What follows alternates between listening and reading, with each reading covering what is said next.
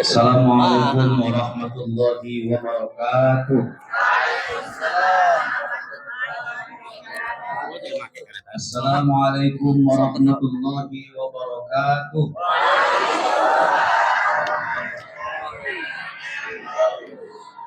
Alhamdulillahirabbil alamin wa bihi nasta'inu ala umuri dunya waddin.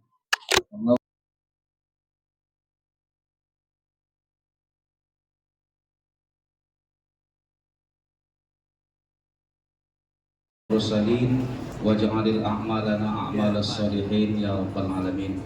Segala puji dan syukur hadirat Allah, salawat dan salam pada baginda Rasulullah. Yang terhormat Ayahanda Rois Suryah PCNU Kabupaten Serdang Bedagai, tulang saya Haji Mararutan Siregar, yang apapun ceritanya dialah orang yang pertama harus kita hormati di majelis ini. Bahasa ketua dalam struktur Nahdlatul Ulama adalah pelaksana. Dalam struktur Nahdlatul Ulama, kapasitas Rois Suryah di atas segala-galanya, maka kita yang jadi ketua-ketua ini gak ada apa-apanya dibanding dia. Ayo tabarruk mengambil berkah dari orang tua kita ini. Semoga berkah kita dapatkan, amin ya rabbal alamin. Ketua dan seluruh jajaran pengurus,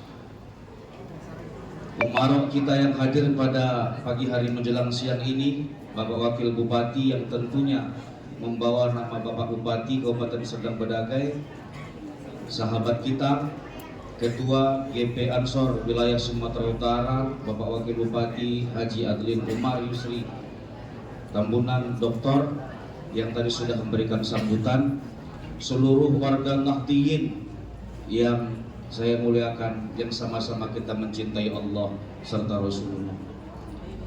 Saya kepingin mengawali cerita ini, kalaupun pakai bahasa tausiah tadi. Kenapa hari ini sepertinya sesuatu yang berbeda dalam acara Nahdlatul Ulama? Nggak ada asbak. Satu sudah ditampilkan oleh Pak Wakil. Yang kedua, kita banyak memakai celana, tidak pakai sarung. Tapi saya punya alasan, Ayahanda, kenapa saya nggak pakai sarung. Kenapa mungkin Ketua Ansor nggak pakai sarung? Karena kalau dia masih tanfisiyah pakai sarung, berarti dia overlapping itu. Overlapping. Tanfisiyah itu kerjanya jalan sana jalan sini, Pak. Apalagi anak-anak Ansor, kalau pakai sarung kalian datang, kusuruh kurang kalian. Ansor itu harus siap gerak, sama kayak kita tanfisiyah. Jadi kalau pakai sarung itu jatahnya Suryah. Jadi Azhar ini pakai sarung, kenapa nggak tahu begini? Kurasa mewakili pondok pesantren dia. Karena Ayahanda, saya dari unsur tanfisiyah. Itu yang pertama alasannya. Yang kedua, kemari ini diundang untuk ceramah. Baik, saya agak payah ceramah di depan pejabat karena pejabat itu waktunya sempit. Walaupun beliau warga Nahdliyin, tapi saya akan upayakan tausiah hari ini dengan cara seksama dan dalam tempo yang sesingkat-singkatnya, supaya Pak Wakil Bupati nggak gerah dia lama-lama dulu. Harlah ke-102 Nahdlatul Ulama. Tadi sudah diceritakan oleh Hayanda kita, tanggal 31 Januari 1926 Nahdlatul Ulama didirikan. Ada beberapa organisasi yang masuk kategori aset bangsa di negara ini. Salah satunya adalah Nahdlatul Ulama. Kita adalah aset bangsa. Kenapa disebutkan dengan istilah aset bangsa? Bahkan bangsa ini belum ada, Nahdlatul Ulama sudah duluan ada. Republik Indonesia belum berdiri, Nahdlatul Ulama sudah didirikan. Maka disebutlah Nahdlatul Ulama itu adalah aset bangsa. Boleh jadi kalau dipakai mafhum mukhawafahnya kira-kira seperti ini. Karena adanya lah Nahdlatul Ulama, gerakan dari Nahdlatul Ulama itulah yang menjadi cikal bakal berdirinya Negara Kesatuan Republik Indonesia. Maka sampai hari ini khitohnya Nahdlatul Ulama adalah menjaga keutuhan Negara Kesatuan Republik Indonesia, NKRI harga mati. Gak boleh ada orang yang pengen merubah Negara Kesatuan Republik Indonesia. Maka dalam tradisi Nahdlatul Ulama nggak ada tradisinya warga Nahdliyin itu buhot. Buhot apa? Buhot itu pengkhianat. Nggak ada dalam tradisi warga Nahdliyin jadi pengkhianat. Lagi nggak dapatan dia sama pimpinan hari ini jadi pengkhianat, enggak. Orang Nahdlatul Ulama nggak kenal istilah buhot. Di era ini alhamdulillah Kabupaten Serdang Bedagai kita sedang indah-indahnya. Bupati kita Muhtasyar Nahdlatul Ulama, wakil bupati kita Nahdliyin sejati, ketua GP Ansor Sumatera Utara Nahdlatul Ulama sedang indah-indahnya di Kabupaten Serdang Bedagai. Tapi andai satu masa zaman berubah, mereka tidak lagi memimpin kita, apakah NU akan buat dari Serdang Bedagai? Tidak. Sampai kapanpun Nahdlatul Ulama akan menjadi tegak sendinya Kabupaten Serdang Bedagai, tanah bertuah negeri. Setuju? Macam udah demo aku nih. Macam udah demonstrasi. Masuk ke ceramahnya, itu pengantarnya. Kenapa ulama-ulama dahulu menggunakan kalimat atau memilih kalimat Nahdlatul untuk menjadi nama perkumpulan kita ini? Banyak perkumpulan, tapi Nahdlatul Ulama lewat muassis-muassis yang ada memilih kalimat nun, ha besar, dot dan ta. Nahdlatul.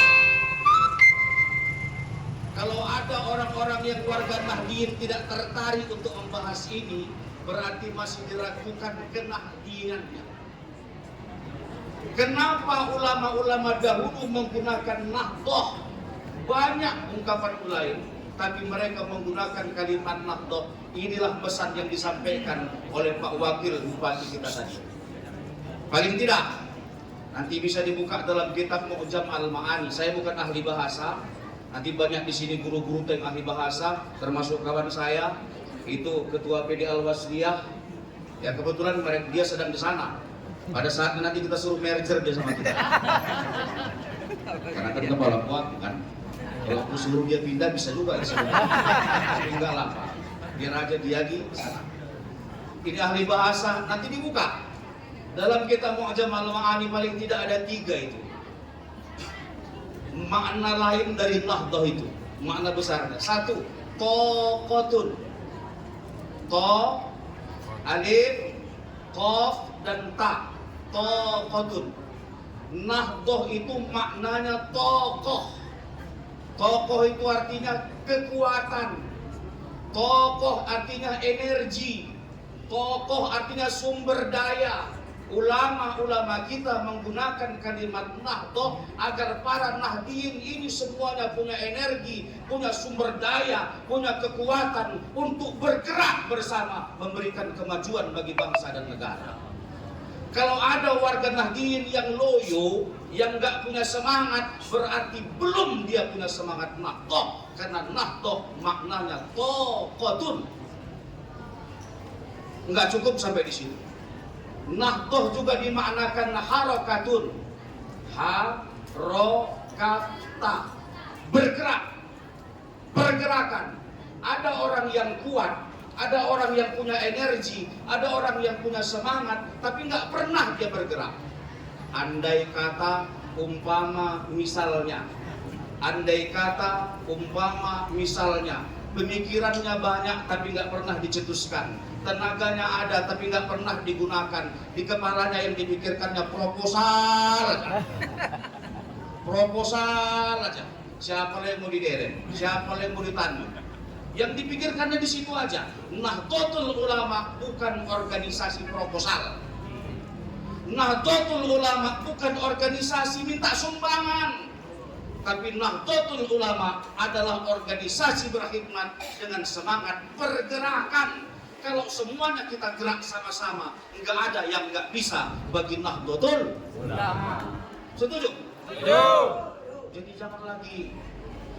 Kebetulan aja kita punya wakil bupati yang warga Nahdien. Kalau bukan dia cuman, maka harus dipikirkan di masa yang mendatang. Di samping Taqatun, warga Nahdien harus punya semangat harokatun. Jadi besok-besok kalau kumpul pengurus PC, kumpul adik-adik Ansor mau rapat bikin kegiatan, diawali dengan Taqatun dan harokatun. Kita mau bikin kegiatan, kekuatan kita di mana? Kekuatan kita di sumber daya manusia. Berapa anggota kita? 100. Itu Taqatunnya. Harokatunnya di mana? Yang 100 ini berani sumbang berapa? Khidmat namanya. Jadi diawalnya di situ. Jadi kalau sudah kumpul pengurus yang di kepalanya dipikirkan proposal, berarti belum harokatun. Ada yang kayak gitu? Ada yang kayak gitu? Kalau ada yang kayak gitu, bukan Nahdlatul Ulama. Setuju, Pak Roni? Ya senyum-senyum aja, bro. Saya mau jelaskan itu menggugah kita bahwa Nahdlatul Ulama bukan organisasi yang meminta-minta, tapi bergerak untuk umat dengan semangat Taqatun dan harokatun. Yang ketiga, dari bentukan kata Nahdlatul Ulama mengandung makna haroba wal muqawwamah. Bukan H kecil ya, H besar. Haroba wa muqawwamah. Bergerak bersama untuk mendirikan apa yang dicita-citakan. Jadi dari kata Nahdlatul itu ada bentuk tunggalnya nuhud. Nuhud juga artinya bergerak, renaissance kalau bahasa kerennya, kebangkitan. Tapi muassis kita tidak menggunakan kalimat nuhud, beliau menggunakan kalimat Nahdlatul. Kalau nuhud bergeraknya masing-masing, kalau Nahdlatul bergeraknya harus serempak bersama-sama. Maka dalam Nahdlatul Ulama dikenal istilah satu komando, satu imam, satu pendirian, dan satu barisan. Anak Ansor pun sama itu kan. Satu komando, satu barisan. Apa kata pimpinan? Sami'na wa ata'na, siap perintah tanpa membantah. Apa nanti bilang ketua Adrin kan harus setuju. Apa yang dibilang ketua Adrin harus setuju. Apa yang dibilang ketua Darmanto setuju.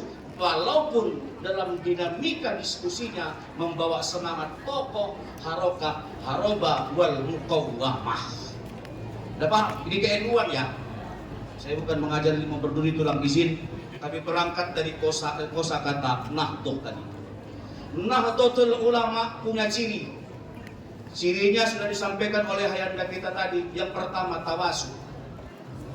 Tawasud itu artinya kalau bahasa kami di Kementerian Agama namanya moderat.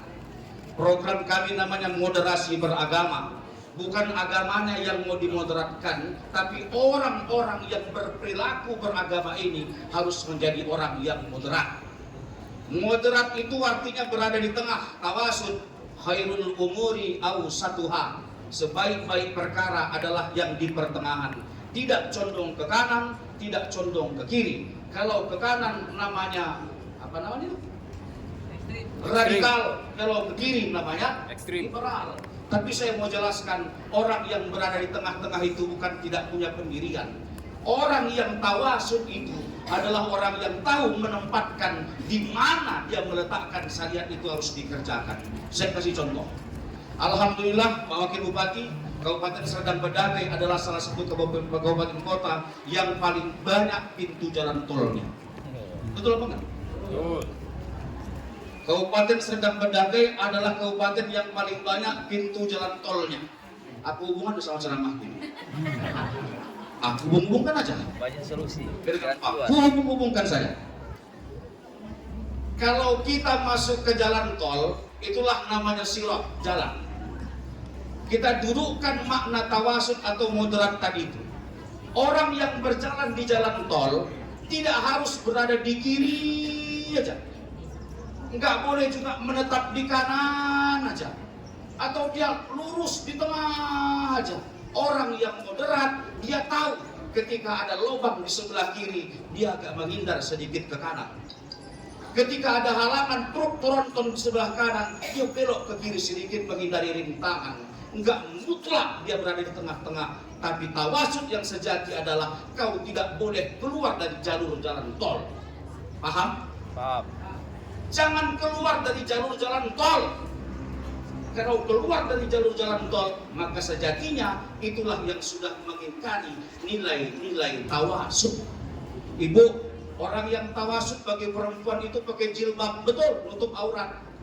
Tapi kalau condong ke kanan, ibu tutup semuanya yang bahkan tidak aurat. Yang condong ke kiri, bahkan membuka selebar-lebarnya yang tak layak untuk ditonton oleh umat. Bagaimana yang tawasud itu? Dudukkanlah jilbab pada tempatnya. Karena pada satu porsi, jilbab adalah mode. Ada satu porsi. Menutup aurat hukumnya wajib. Model jilbab itu adalah budaya. Saya ulangi. Menutup aurat. Menutup aurat hukumnya wajib.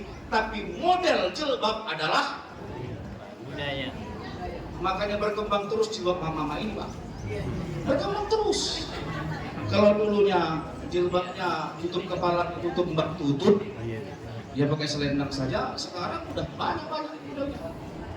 Ada yang model pakai anak jilbab di sini, ada yang model pakai lilin. Aduh, yang pakai lilin yang paling ngeri aku. Kalau undangan itu payah makan puasa. Itu model.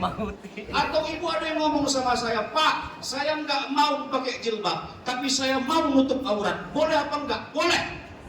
Saya ulang, Pak, saya nggak mau pakai jilbab, tapi saya mau nutup aurat. Apa boleh? Boleh. Jadi pakai apa nutup auratnya? Pakai helm. Apa boleh? Boleh. Kita tengok aja nanti tarawih dia pakai helm. Gak apa-apa. Pada satu porsi menutup aurat hukumnya wajib, tapi pada porsi yang lain modelnya itu namanya budaya. Disitulah tawasud itu tadi, Pak. Sama kayak peci bapak pakai, kopiah yang saya pakai, kan macam-macam. Tapi hari ini kita bangga yang banyak pakai ini logo NU-nya, budayakan di mana-mana. Hari ini tadi dari kantor saya berangkat pakai peci yang ada tulisan NU-nya. Tapi aku jelaskan sama Pak TU, aku bilang aku nggak usah pakai itu, karena aku pasti NU dan aku penceramahnya. Kalau Pak TU wajib pakai peci yang ada logonya, aku bilang biar tahu orang kan nggak abu-abu. Kalau ada dulu orang bilang, Irwin MZ bilang dulu, kita tidak perlu ada di mana, tapi kita harus ada di mana-mana. Aku bilang salah kalau zaman sekarang. Salah. Kita tidak perlu ada di mana, tapi harus ada di mana-mana. Salah. Payah nyarinya nanti baru nih. Kalau hilang kemana aku cari? Kalau sehari tempatnya di NU, hilang dia, tinggal ku cari di kantor NU. Tapi kalau dia bilang aku ada di mana-mana, hilang dia, kemana aku cari? Makanya jangan lagi bilang aku ada di mana-mana, tidak di mana-mana. Setan nih. Berarti gentayangan nih. Jangan bilang kayak gitu lagi. Tentukan posisimu selagi Nahdien sejatilah sampai akhir masa. Amin. Masuk. Yang kedua, ada filosofis di Nahdlatul Ulama, ajaran Ahlus Sunnah wal Jamaah, namanya tasamuh. Ada lagi tawazun. Tawasud sama tawazun hampir sama. Cuma kalau tawazun itu penggunaan dalil antara dalil nakli dengan dalil akli. Jangan kau bentur-benturkan akalmu dengan perintah Allah Subhanahu wa taala yang ada dalam Al-Qur'an. Atau pakai menggunakan kalimat lain, wala talbisul haqqa bil batil wa taktumul haqqa wa antum ta'lamun. Kau campur adukan antara kebenaran dengan ketidakbenaran dengan menggunakan akalmu yang serba terbatas. Tadi sama kayak acara NU kita hari ini gak ada asbak. Ketua nyeletuk, katanya fatwa ulama rokok haram. Macam gawat aku merokok Pak Ketua. Kalau berani berdebat ketua sama aku, ayo. Tapi kuasa gak berani dia. Kalau berani berdebat, keharaman itu terletak di mana? Disitulah perdebatan antara nakli dengan akli. Orang yang bermazhab Ahlussunnah wal Jamaah, penganut paham Nahdiyin, yang fikihnya 4 mazhab, dia akan berdebat di wilayah itu, sehingga pada ujungnya tidak ada yang mengharamkan rokok selain memakruhkannya pada wilayah yang lain, bahkan mengubahkannya. Jadi jangan tambah-tambahi hukum. Orang NU nggak boleh nambah-nambah hukum. Kau nggak suka merokok, jangan bilang orang yang merokok masuk neraka. Paham? Awak nggak suka merokok, jangan kau hakimi orang lain yang merokok masuk neraka kau. Jangan. Orang NU tidak menggunakan dalilnya untuk menghakimi orang. Orang yang merokok nggak boleh jadi imam, betul. Sedang merokok jangan jadi imam. Ini abang punya Ustaz juga. Banyak ini kaum muslim. Tasamuh, toleransi. Maka tadi bilang ayahanda kita tadi itu ada ukhuwah dalam Islam. Ada ukhuwah Islamiyah. Ya sama-sama Islam, al-muslimu aqul muslim, innamal mu'minuna ikhwah, sepakatlah kita itu. Mau organisasi apapun dia, mau di Wasliyah, mau di Muhammadiyah, kita Islam. Al-mu'minuna ikhwah, innamal mu'minuna ikhwah, al-muslimu aqul muslim. Saudara kita ini semuanya. Saudara. Selagi dia masih bersyahadat asyhadu an la ilaha illallah wa asyhadu anna Muhammad Rasulullah. Kalau bunyan seperti bangunan orang Palestina sana nggak kita tanya itu apa organisasinya, NU atau enggak, kita bela dia kan? Kenapa? Itu saudara ukhuwah Islamiyah. Ada lagi namanya ukhuwah Basyariyah. Kita saudara, saudara semana, saudara sekemanusiaan, sama-sama kita manusia, sama-sama kita cucunya Nabi Adam, sama kita ciptaan Allah Subhanahu wa taala, maka sesungguhnya kita adalah saudara. Makanya saya suka itu dengan kalimat Gus Dur, kalau kau mampu menerapkan kebaikan pada semua orang, pada satu titik orang gak akan tanya lagi apa agamamu. Kalau orang baik sama kita, bapak lagi naik kereta apa tengah jalan, bocor ban keretanya pak. Datang orang satu berhenti bu, berhenti tanyanya, bu, apa ibu bocor? Apanya bocor? Ban keretaku bocor, ditolongnya ibu, dibantunya. Ibu nggak tanya kan bu, bapak agamanya apa? Ditanya. Nah, kalau kita mampu berbuat baik sama orang pada satu titik, mungkin orang nggak akan tanya lagi agama kita apa. Setuju? Setuju? Setuju. Semangat ini, mantap. Mau nih lagi. Lanjut. Ukhuwah Basyariyah. Kemanusiaan, sama-sama kita itu saudara. Saudara, memang kita cucunya Nabi Adam, anak keturunannya Adam dan Hawa. Yang ketiga, namanya ukhuwah watoniyah. Kita saudara, saudara sekebangsaan. Tanah air kita sama. Makanya saya protes kalau dibikin acara NU nggak dinyanyikan lagu Subhanul Waton, bukan Yalal Waton. Yalal Waton itu syairnya, judulnya Subhanul Waton. Yang ciptakan siapa? Ada santri yang tahu siapa pencipta lagu Subhanul Waton? 100.000. Wah, iklankan lagi nanti. Cepet. Adik-adik Ansor, siapa yang menciptakan lagu Subhanul Waton? Cepet. Kiai Haji Abdul Wahab. Dia itu penyairnya. Nanti pada satu titik kalian bahas lagi siapa yang menciptakan rajah yang ditulis di peci itu. Siapa yang menciptakan tuh kaligrafi sampai kayak gitu? Ada lagi, bukan yang tiga itu. Bukan Hasyim Asy'ari, bukan Abdul Wahab, bukan. Ada lagi, ada seorang seniman. Yang seniman itu yang betul-betul tahan mus minta tolong sama Allah sampai keluarlah itu tulisan yang rajahnya di peci-peci itu.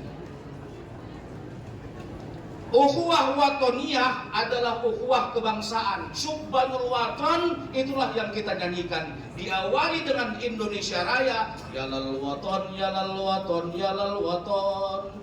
Hubbul waton minal iman. Hubbul waton minal iman itu kalimat populer yang sempat dianggap orang hadis. Padahal hubbul waton minal iman itu syair pemikiran dari ulama-ulama Nahdlatul Ulama mencetuskan kalimat jihad. Hubbul waton cinta negara sebahagian dari itu bukan hadis tapi rohnya seakan-akan sudah jadi ibadah. Betul, kalau kita mencintai negara kita, membela negara kita, sejatinya itu adalah ibadah untuk kita semua. Hubbul waton minal iman. Apa kaitannya dengan ukhuwah watoniyah? Ketika kita berada dalam sebuah negara, sekarang negara kita namanya Negara Kesatuan Republik Indonesia. Presidennya siapa? Prabowo Subianto. Wakilnya siapa? Gibran Rakabuming Raka. Bupati Serdang Bedagai siapa? Dharma Wijaya. Wakilnya siapa? Adlin Umar Tambunan. Itu umaro kita. Itulah yang menjaga dan melaksanakan negara. Cintai negara ini, patuh kepada pimpinan dalam skala nasional. Presiden kita Prabowo Subianto dan Gibran. Dalam skala regional, atasan kita adalah Dharma Wijaya, Adlin Umar Yusri Tambunan.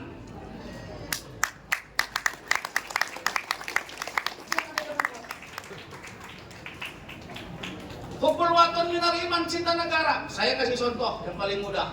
Baru aja ya, baru berapa bulan? Sebulan ada. Sintayong baru diganti ya. Tuh, Siapa Sintayong itu? pelatih timnas. Iya kan? Sintayong baru diganti, yang pelatih dari Korea Selatan itu. Baru diganti, pelatihnya dari yang menjajah kita pula. Namanya Patrick Kluivert. Salah satu asistennya namanya apa namanya? Albert Pastor. Albert Pastor. Tim pelatihnya itu Patrick Kluivert. Saya sedang cerita tentang timnas sepak bola Indonesia yang mimpi untuk tampil di Piala Dunia. Kalian doakan nggak timnas Indonesia? Doakan. Misalnya ya, misal Indonesia tampil di Piala Dunia, tanding lawan Arab Saudi misalnya. Di Indonesia penyerangnya namanya Marcelino Ferdinand, agamanya Kristen. Penyerangnya namanya Sandy Walsh, agamanya Kristen. Penyerang sayapnya namanya Ricky Kambuaya, agamanya Katolik. Lawan dengan timnas Arab Saudi, Abdurrahman, Muhammad Yakin, Islam. Kira-kira kalau orang pemain kalian dukung siapa? Indonesia. Indonesia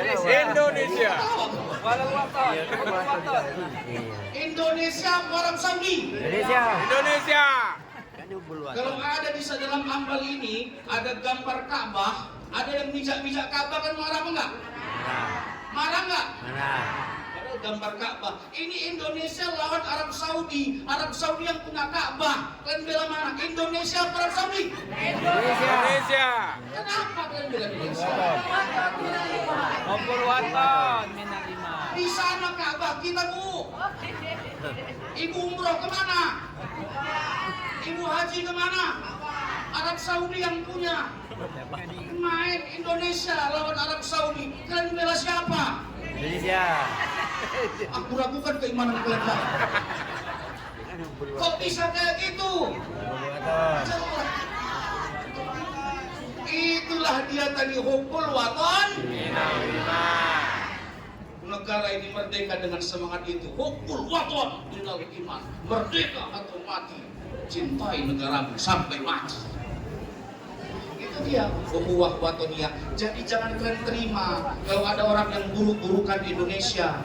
Jangan kalian biarkan kalau ada orang jelek-jelekkan Indonesia. Nggak ada orang yang bisa jelek-jelekkan Indonesia, karena penjaganya adalah warga Nahdlatul Ulama. Itu aja. Allahumma biqla kami. Wassalamualaikum warahmatullahi wabarakatuh.